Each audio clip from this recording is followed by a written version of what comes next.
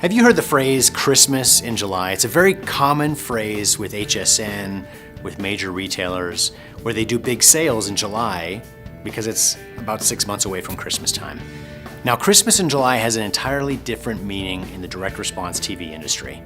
I've got to tell you, we get phone calls all the time in mid to late November saying, I'm ready to go with my TV campaign to prepare for this Christmas season.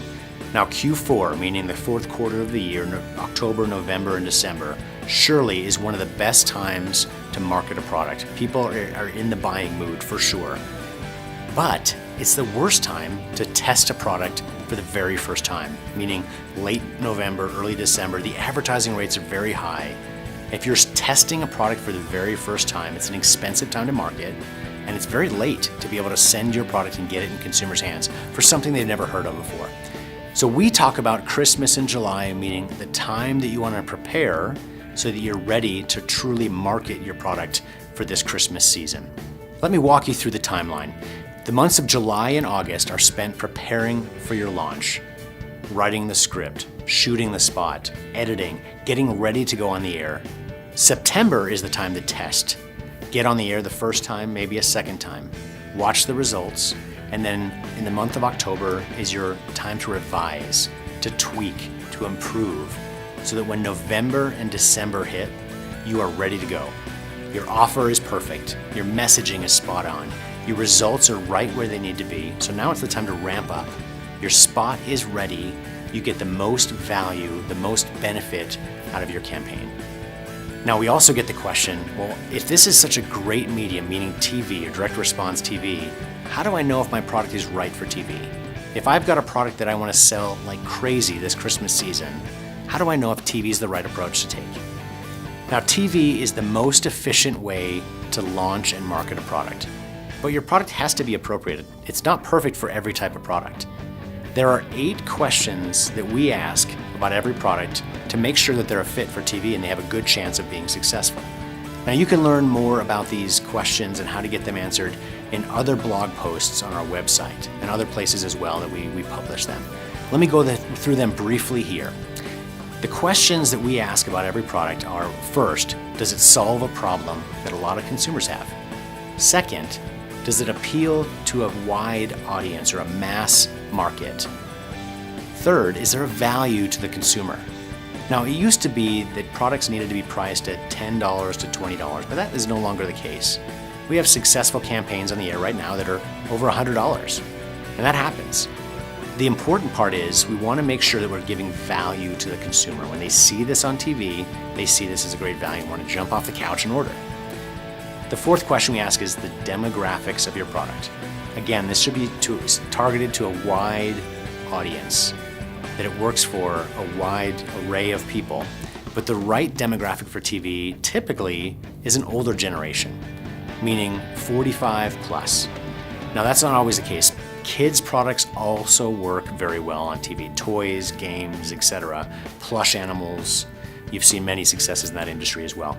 But the core target for most successful TV products is 45 plus in terms of age. Also, we want to make sure our fifth question is answered, that your product is unique and different from others in the marketplace.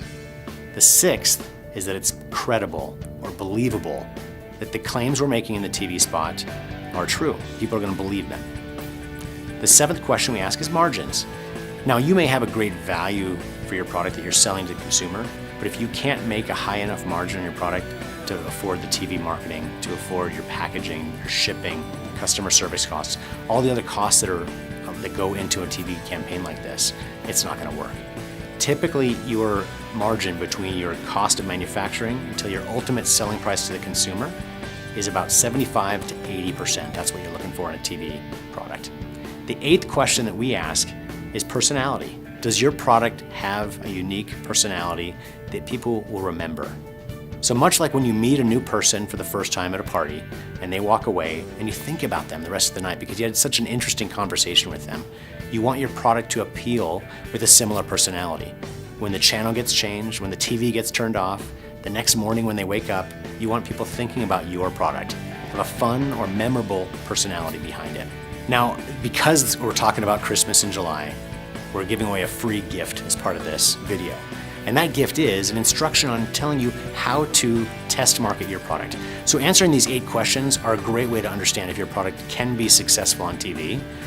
But there's another step. After you answer those simple questions, it's wise to test your product in some way in order to predict if it's going to work or not before you make the major investment of putting your product onto TV, which can cost tens of thousands of dollars for media, for the video production, for your website, for a call center, fulfillment, all the costs that go into this campaign. Now there's a couple ways to test. One of the ways we've been testing products for years, and it works very well, is through surveys. Online surveys that are sent out to an audience of direct response TV customers, asking key questions on their likelihood to purchase, problems they have, concerns they have about the product, what they like, what they dislike, etc. Now we've started doing, over the past several months, a more effective and a more exact or precise way of testing products.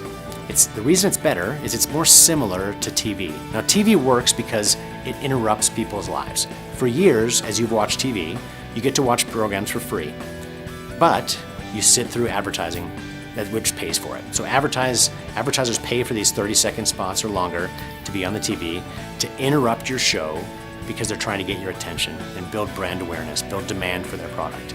And TV works extremely well because they're coming into your life during something that you enjoy. We have found a way to test products that's very similar that you can do less expensively to get started, and that's through Facebook marketing. Facebook is similar to TV in that it interrupts your life.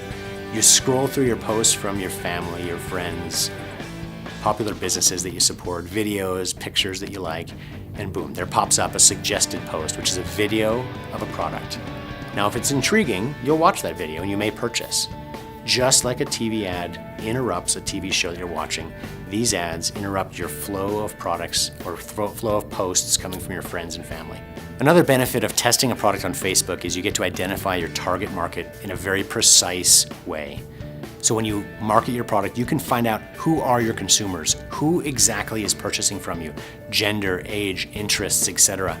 And that's going to help your media selection when it comes time to purchasing airtime on TV. We'll find out exactly what types of stations will work for your product. So it's a fantastic way to get a grasp of your target market and prepare you ultimately for your TV launch. This measure can work very well. It can be very predictive of TV because of key metrics that we look for. The most important things we'll look for are, at the end of these clips, are the number of clicks that go through from the video clip to the website, the number of engagements, which is sharing or comments or likes on a Facebook post, and then most importantly, conversions, meaning how many people click on the ad, go through the website, and actually purchase a product. For all these measures, we look at the cost per, meaning the cost per engagement, the cost per click, and the cost per conversion. And when you compare this back to a database of other products that have been tested, we can now predict how likely is your product to be successful. One of the best ways to do this is through video. Now you can certainly take pictures of your product, try to get people to pay attention to it, write an interesting post, and send them to your webpage. But we have found that testing through video can be 10 times as effective as using pictures or other means in a Facebook post. Also, it's much more similar to TV. A 30-second video is generally sufficient to get their attention, give them enough information on the features and benefits, and generate enough interest to drive them to the website. And there is where the full purchase takes place. You can have a longer video on the website, that's okay. And then measure that conversion, measure the rate of purchase.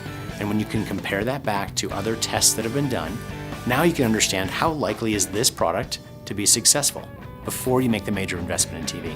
Now I'm just scratching the surface on this social media testing that's been so effective over the years.